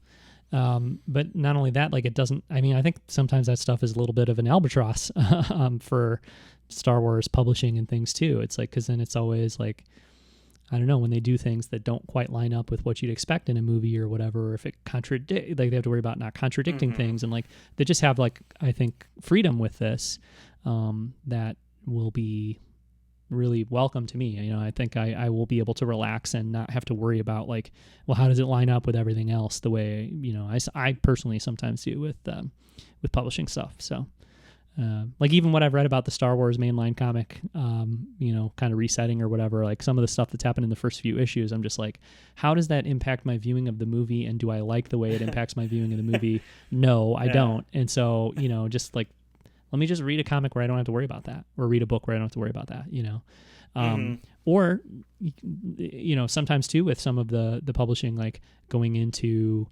for instance, the Aftermath series, people's expectations for that were so high because it's going to tell me so much about this upcoming movie I'm so excited about.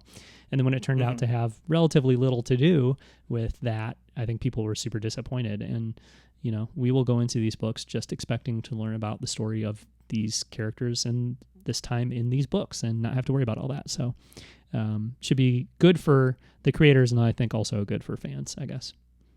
Yeah, and I think this is something like I know I've personally been really wanting is, just something Star Wars detached from, the Skywalker saga. And the way I had been thinking of it in my head was like something, after the Skywalker saga, which was, what I had been really kind of craving. But then like this was, not really what I expected.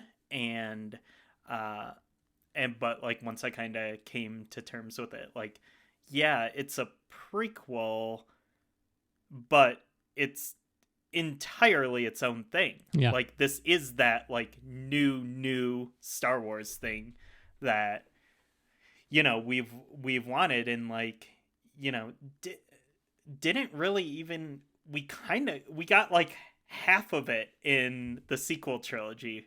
Like, we've just wanted like new Star Wars, new characters, new stuff, but you know, it ended up being very tied to the original trilogy. And so this is that, like, you know, more of that like blank slate, and but then it's also like the challenge of like, how do you make sure it feels like Star Wars? Like, and it's really going to kind of like live or die by, you know, the characters and the themes. Yeah. Like, it may not fit into the Skywalker saga, so it doesn't, you know, that's not the concern here, is like, oh, does this line up with, you know, this movie from 40 years ago? Like, now the concern is like, can you tell like a Star Wars story that, you know, feels right? And I think we can look to the EU to see, you know, and the different era jumps, and you know, they did things 4,000 years before, they did things 200 years after Return of the Jedi.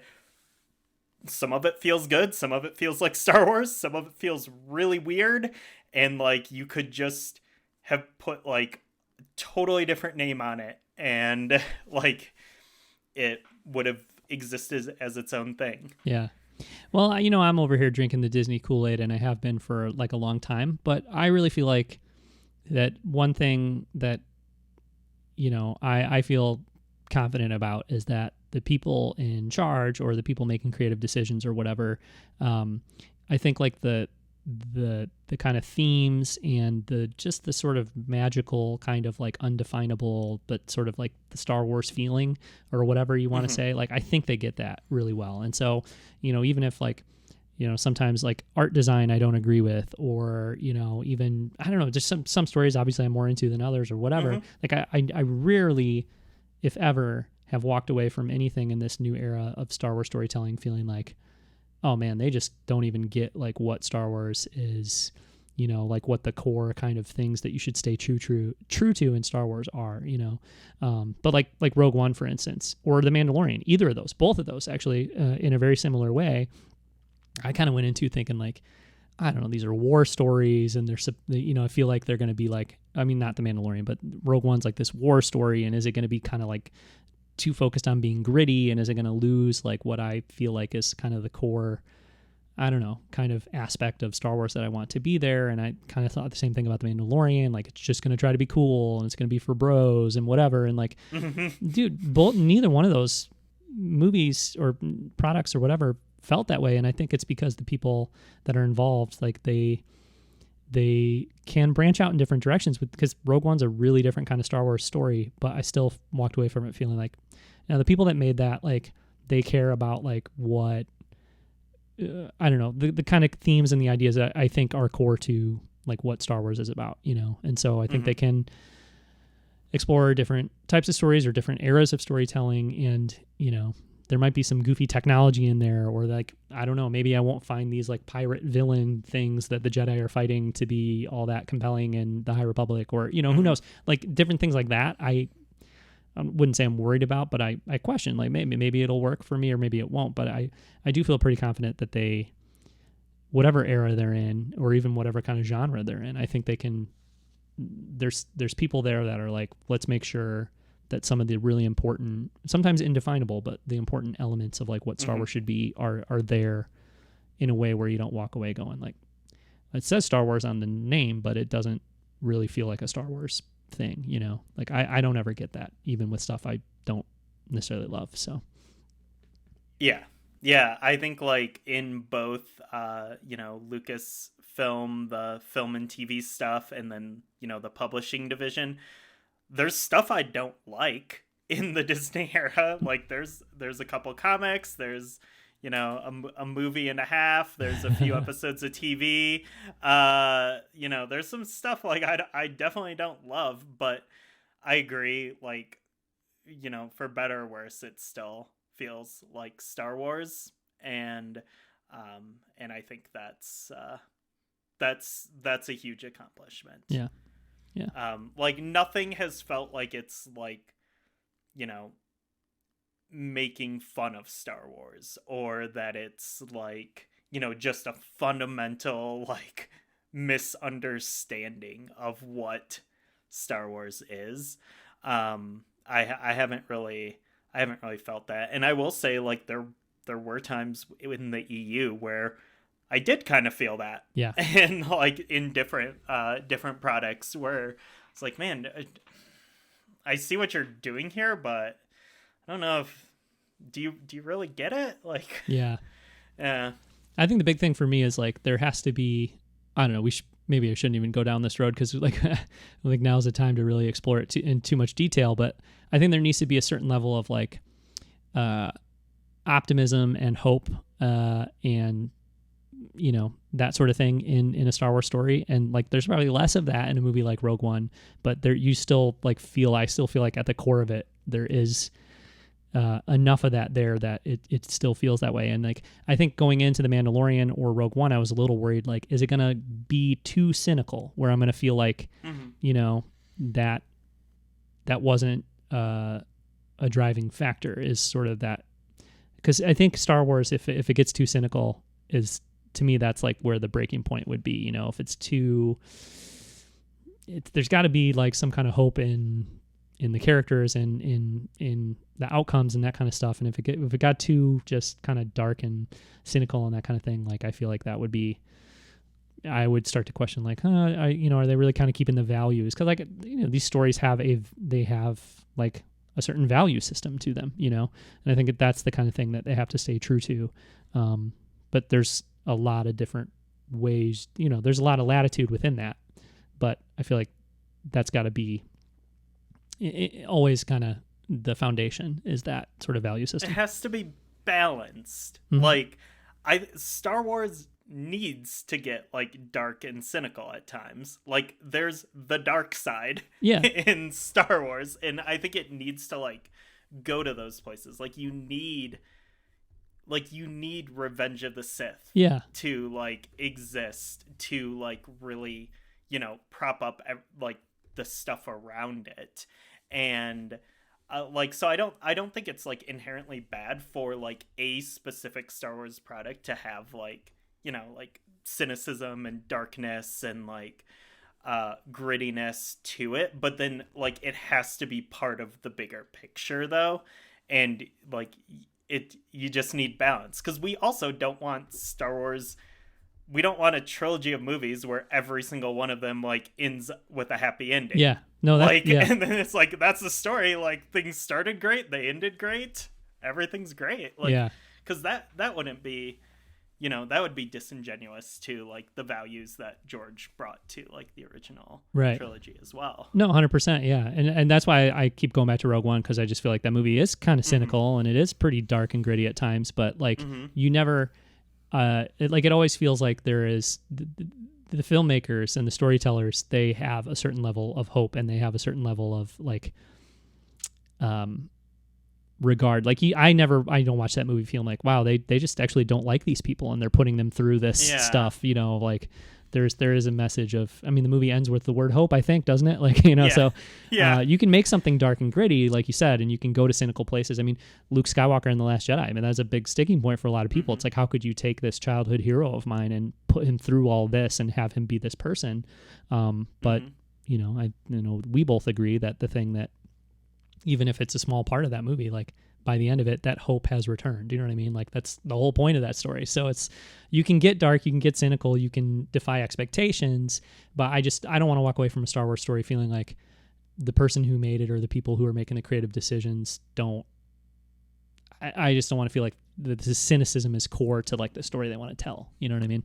So I think, but anyway, I don't think that we don't get that so far, so I have trust for that reason, but and I mean, I think like that's what you just named is like one of probably 50 things that's part of like that you have to get right to tell a Star Wars story.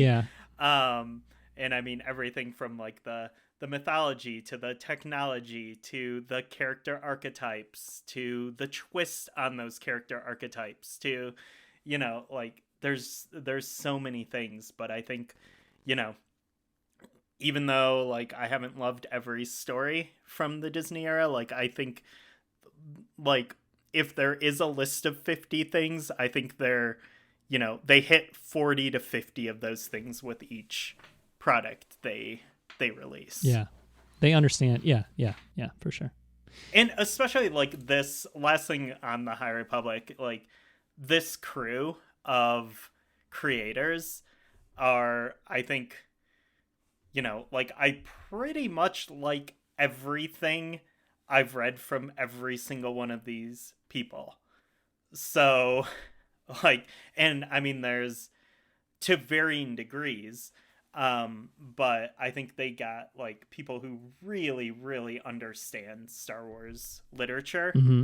and you know the importance of like, you know, connecting things, but also like not going overboard with like references and nostalgia and such, to, you know, kind of balance those things and just to make things feel like Star Wars. And I think, you know, that's also like a credit to like the editors and everyone who's like holding story group, everyone who's like holding all that together at on the publishing side of things. So like even if I don't like, I'm expecting to like this, like I'm expecting to like pretty much everything that's been announced, Mm-hmm. as part of this publishing initiative. But you know, even if there is stuff that like, yeah, I didn't really like, oh god, I just could not deal with that character, they're so obnoxious or whatever. Like even if there's things like that, I'm sure it will still be like, yeah, this was still like a cohesive, you know, Star Wars universe Yeah. right here. So Yeah. Okay. total faith. I'm excited. All right. Yes. Same. But these start, the first book is supposed to come out in May. Is it really? I was thinking it was August. I think the first book, I think, well, maybe it's like May or June. Okay. And then there's like August, September, October releases. Okay. Or maybe it's like the first comic or something, but you know, it's going to be like the summer-ish, and I don't know what publishing is going to look like summer-ish. Yeah. Oof. Okay. Interesting. Well, yeah, we'll see. I feel like the comic thing is definitely shakier than book releases, you know. I feel like I have more confidence right now that like books will come out on time than comics, I guess, just because like the local comic store is, you know, a big part of comics distribution and that kind of thing. And with books, you know, obviously like people buy books at Barnes and Noble and, you know, local bookstores and stuff, but like I think so many books are just sold at Target and Amazon and, you know, places that are open anyway. So but you know, I'm sure like the channels for releasing things are very complicated for books, just like anything else. And so I don't think anything is going to be unaffected right now as far as the coronavirus goes and how that's just impacting everything. So we'll see. But you know, hopefully we can look forward to this High Republic stuff coming out. Yeah, actually, it looks like the first book is August. Okay, you're right. Yeah. Okay, so it's not too soon. Yeah. But there's also like the Queen's Peril. That's right. Coming out. And a second Alphabet Squadron book, I think, this summer as well, right? Yeah, Queen's Peril is June 2nd. Okay. Yeah. Well, we'll see. And we kind of talked about Dr. Aphra, right? Like we don't know if it's supposedly it'll come out digital next week, but probably not physical, right? Although some people do subscriptions, so would they probably just wait and print it when they can really ship it out to everybody all at once, right? Like, you know, personal subscriptions, comic book stores, etc. Yeah, I think everything is just sitting in a warehouse right now. And then I don't know if things are still being printed, right? Or if printing is shut down. So Yeah, but would they go ahead and still like produce and finish Dr. Aphra issue 2 for next month and issue 3 after that, even if they're only going to release them digitally and wait on a physical release? Like, I don't know. That is shaky for sure. So I guess we'll see what happens with that. Especially with the question of like how many comic shops are going to be reopening after this, which is a very sad reality. I mean, with it being such a specialized niche business with a very thin margin, profit margin. Yeah, it's the first time in 80 years of the direct market that it's been shut down. Like it didn't, it didn't shut down through wars and the September 11th and all that. Yeah, everything else. Like this is the first time the market has been shut down, and so like, I mean, no one in. It's not totally clear like what federal or state assistance comic shops will be able to get. Like they're in a pretty tough spot. So there's a chance that, if this goes on too long, that a lot of them won't be reopening when everything else reopens. And I think that goes for like a lot of industries. I mean, bookstores in general, probably video game stores. Yep. Lots of restaurants. Restaurants, record stores, like. It's scary. Yeah. Okay, what about Star Wars Celebration, Ryan? What do you think the likelihood of that happening is? I think kind of slim, August? Personally. Yeah, it's late August. Late August. But I don't know. I just kind of feel like everything's going to be so up in the air that, I don't know, we'll see. I mean, I hope it happens. I hope like the world has returned to a level of normalcy that would make it appropriate for it to happen by then. But I also feel like, if we're going into June and everything still feels like, pretty out of control and pretty up in the air and everything else, that, I don't want to find out August 1st that they're canceling Celebration. Like I think I'm sure they are developing a plan, and I don't know. I'll tell you what, I keep getting an update from my airline app. I use this app called the Hopper to try to get the cheapest flight I can get. And I keep getting updates this week saying, $88. You can get your round trip flight for $88 right now. Although I want to fly back Sunday night. And if I fly back Sunday night instead of Sunday morning, so I don't have to miss all day of Sunday of the convention, they get a little more expensive than that. But anyway, it's relatively cheap, and it's just like now would be the time to buy. But I'm just like hesitant to even do that because I don't know. I feel like it's, 50-50 at best that it happens, at this point, or that it happens when scheduled anyway. So it's tough because you think about like the different, factors. I mean, even aside from just like the, humans gathering part of it, which, has shut down so much right now, but like Star Wars Celebration, you have international guests.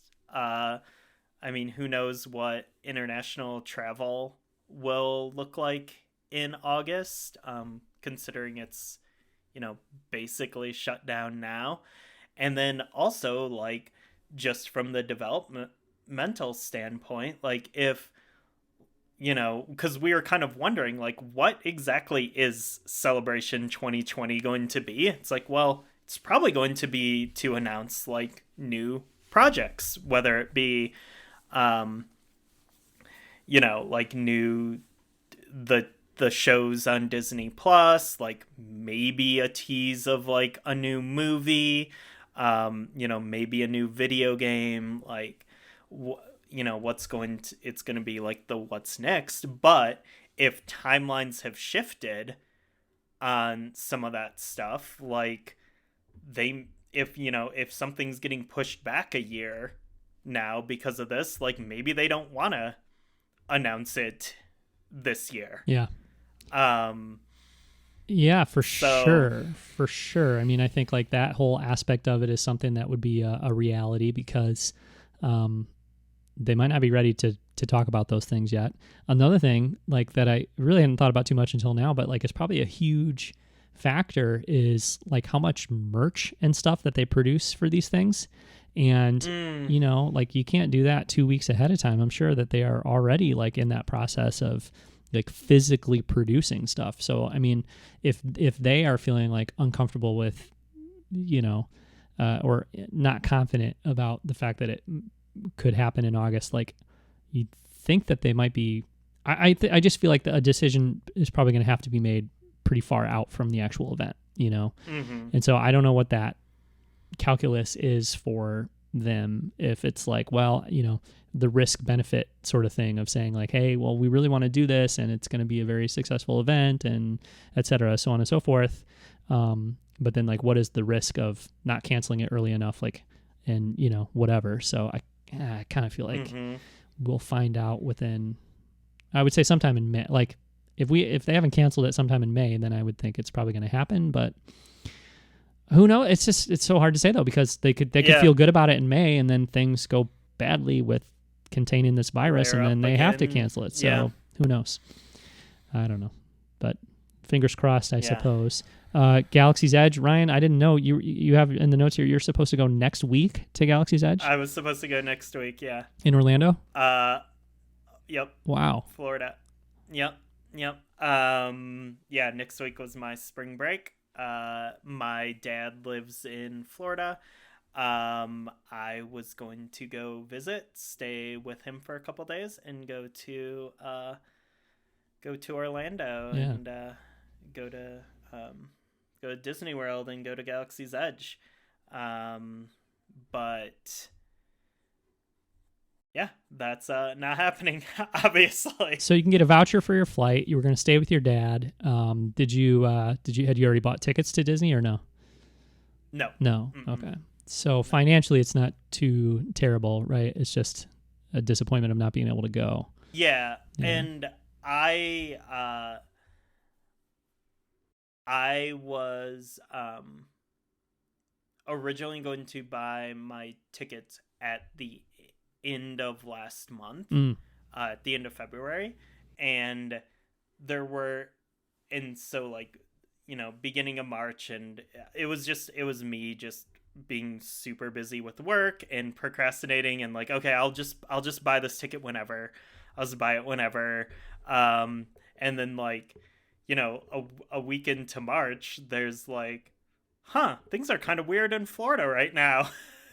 and then I was like, okay, well, let's see what kind of happens with this. And there was already like, it was already feeling a little bit unlikely because we were just about to file our taxes and we owed like $3,000 to the IRS, and I was like, like this sucks. Like I should be putting this money towards like, you know, paying our income tax deal. But then I'm like, well, I don't know. We can still probably pull this off. Like, you know, April 15th, whatever. We'll just hold out on filing, and then yeah, I mean that all worked out in a very strange way. With all of this, so that's like not really as much of a concern now. But yeah, it was basically just me like procrastinating to a point and then being like, actually, this is not going to Florida isn't really going to work out, is it? Yeah. Like, and that was pretty obvious at the first week of March where I was kind of like addressing it again. And then obviously we've seen has happened since then, and the fact that Disney is literally not even open right till the end of March, I believe. Yeah, which I hope they don't reopen then. I don't think they should, obviously. Yeah, but I think everybody who's announcing closures is just like, oh, we'll be closed until this time, you know, like in small increments, because you don't, I guess, want to overshoot how long it'd be closed for, but I feel like a lot of these things that are announced to reopen at a certain time that'll just keep getting extended. At least I hope so, because that seems like the responsible thing at this point is to definitely not have tens of thousands of people at Disney World on a given day. But I don't know. We'll see. Yeah, I'm supposed to go in late July. But again, just like with Star Wars Celebration, it's one of those things where it's like, well, that could work, depending on where things are with everything. But it also very well may not, So everything we had obviously in April has been scheduled or rescheduled or canceled. And, my wife turns 40 in early May, and she had a whole weekend playing with her friends and, out of town and Airbnb and all that. And that's all canceled, we're obviously March, April, May is like, nope, not happening. But then when you get later into the summer, it's like, well, we'll just have to see. But I have to say, I'm not feeling super optimistic about that stuff happening, which getting to go on vacation and, that's not the biggest concern, obviously. Like it's the most important thing is that, we stop the spread of this illness as quickly as possible. We reduce as much as we can the number of people who are affected by it, etc. So like that's what's most important. And if I have to wait another year to go to Galaxy's Edge or whatever, or if I have to wait another year to go to Star Wars Celebration, that will be what it is, and we'll deal with it. So I would rather not go, and obviously like have the outcome of what's going on with his illness be better than like rush into having all these big gatherings and events and all that stuff more quickly than we should. So hopefully those who are making the calls are looking at it from that perspective as well. So I don't know. I think it's going to be weird to like reacclimate to crowds and these sort of things. Like there is going to be like, it's going to feel different for a while. Yeah. Those first few like concerts, first few conventions after all this, like, it'll be interesting just to see how that feels and how people react to it. And I could see like, even if there's like a celebration, they move it to like, April 2021 or something. I wonder like what the attendance will be. Yeah. If people will still be like a little like, I don't know if I'm, everything's like things are better now, but like, yeah, I don't know. Or if people are going to be like, hell yeah, I need to get out there. I need to like be around people. I need to, have those connections again. Right. Yeah. But I think whenever the next celebration is, I think it's going to feel a little bit different. Yeah. Yeah. As most things will, like you said, kind of going forward. So, okay. Well, we should be wrapping up here, soon. We're close to the 2-hour mark. Back on our bullshit again, as you say. Yeah. But quickly, we do have like a kind of last big thing are the Disney Plus series, Mandalorian Season 2, Cassian, and Kenobi. Hard to think that the production and release of Cassian and Kenobi won't be affected by this, at least, right? I mean, I guess we really don't know too much what's going on with the production of Cassian, like when it's supposed to, I don't anyway, like when it's supposed to film. I know Kenobi was supposed to go into production in January of 2021 and then released sometime later in 2021. So, potentially like maybe that won't be too impacted and maybe that will still likely happen. Let's hope. And I think Mandalorian Season 2 is already done filming. Pretty sure they had a wrap party and all that. And if not, it's got to be close to. But I think it's done filming.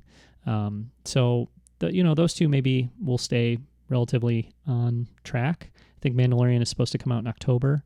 But if they've finished filming it, I would think they could still, kind of get that done. And I mean, like you were saying earlier, as far as the 4K box sets go and stuff like that, it's like people are definitely going to be wanting, like Disney Plus is going to be more popular than ever, I feel like right now. And, like there is a value to these entertainment properties and just art at this time. Like people are enjoying that stuff and need that escape. And so yeah, it'd be great if Mando can come out on time. I think it very likely could. It'd be great if the world is back to a normal enough place that Kenobi can film in January and come out when it was scheduled to. And I just hope things are going well with the Cassian show, and that I feel like that's good luck to the Cassian show. I feel like that's the one that's most likely to be impacted as far as like scheduling goes by this, though, because I don't know when it was going to film, but like this definitely still feels like they're still putting that one together. And I don't know, maybe that wasn't going to film until after Kenobi anyway, so who knows. But yeah, I assume all three will still happen. Disney Plus is not going anywhere. Disney Plus is going to be something that people are going to be utilizing for sure. So, just like with everything else, though, I think they need to be responsible, and now is probably not the time to be like getting together and filming these shows. And so, I think as much as we want new content on Disney Plus, as much as we want new Star Wars content, whatever, if the best thing for everyone is to hold off, then that's what we want them to do. So it's a weird place to be in. Everything's a weird, everything feels weird right now, but that would be my take on it, is like whatever is safest and whatever is smartest is what they should do. And, we'll just see how it shakes out. Yeah. And I think once things do resume and Hollywood projects start up again and everything, I think at least Mandalorian is probably going to be in a pretty good place to be able to just get things rolling pretty quickly with all we've learned so much about the insane tech that they're using there with these closed digital sets and all this, and they have this technology just up and running, and they don't have to travel crews all around the world to be shooting this stuff. They don't have to do massive giant group international travel. I think obviously they can't go and shoot stuff right now, or that's not a good choice right now. But I think if there is still some issues with international travels, a lot of people trying to shoot all at one time and in certain locations and whatever, I think that team will be able to get things going pretty quickly, because they kind of have their own setup already there. Right. Yeah, for sure. And I would think of that, a lot of that stuff would apply to Cassian and Kenobi too. So maybe Star Wars TV will be pretty nimble, be able to rebound pretty agilely, I guess. Like IG-88 almost, so. Yeah. An IG unit. Yeah, for sure. Right, IG-11, IG-88, IG series. Yeah. Right. Okay. Yeah. Cool. Yeah. All right. Well, we should probably definitely wrap it up there. We're going to get it in just under 2 hours, so that's cool. But yeah, it's been good to be back and to be talking Star Wars again. So until the next episode, you can follow what we've done in the past at blockaderunnerpodcast.com. If you have thoughts on any of the stuff we covered today, definitely email us at blockaderunnerpodcast@gmail.com. Follow the show's account on Twitter at blockaderun. Ryan, you are on Twitter at Brawn-Dwarf, BRAWNDWARF. All right, cool. So again, thanks for listening and or watching, especially sticking with us after a little bit of a weird time and extended break. But yeah, it is a good time to be enjoying Star Wars, talking Star Wars, and taking our minds off some other things for an hour or two here and there. So glad to be back. Thanks again for watching or listening, and we'll be back soon with another episode of the Blockade Runner podcast.